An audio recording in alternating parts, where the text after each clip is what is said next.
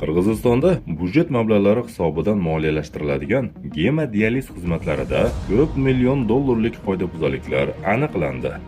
Vafot etgan yoki mamlakatda bo'lmagan fuqarolar nomiga gemodializ muolajalari noqonuniy ravishda rasmiylashtirilgani aniqlangan.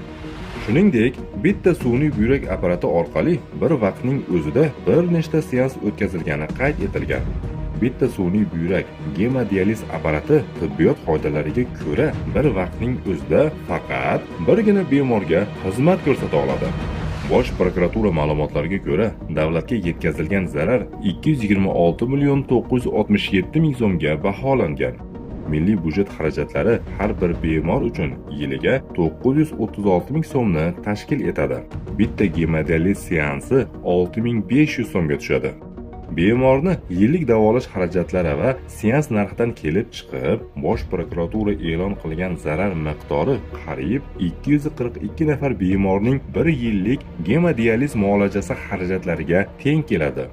Bu miqdor evaziga deyarli 35 ming gemodializ protsedurasi bajarilishi mumkin edi. Gemodializ buyrak yetishmovchiligida qonni sun'iy ravishda tozalaydigan, zaharli moddalar va ortiqcha suyuqlikni chiqarib tashlaydigan hayotiy muhim tibbiy muolajadir. Bu usul buyrak funksiyasini bajarib, bemorning ahvolini yaxshilaydi. Gemodializ surunkali buyrak kasalligi yoki o'tkir buyrak shikastlangandan aziyat chekadigan odamlar uchun juda muhimdir.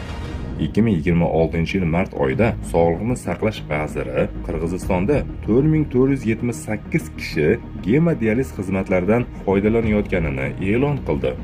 Mamlakat bo'ylab 54 ta muassasa, jumladan 2 ta davlatga qarashli 4 ta davlat xususiy sheriklik va 48 ta xususiy markazlar xizmat ko'rsatadi.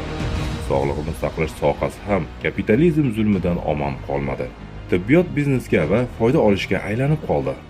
Insonparvarlik va mehr-shafqat foyda va xudbinlik bilan almashtirildi. Shifokorlar tijorat agentlariga aylanib, odamlarning azob-uqubatlari bilan savdo qilishdi. Kasalxonalar esa tijorat investitsiyalari obyektiga aylandi.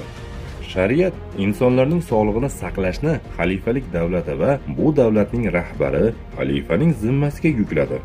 Xalifalik barcha fuqarolarga boy yoki kambag'al bo'lishidan qat'iy nazar bepul tibbiy xizmatlar ko'rsatishga majburdir. Chunki sog'liqni saqlash barcha odamlar uchun asosiy ehtiyojdir.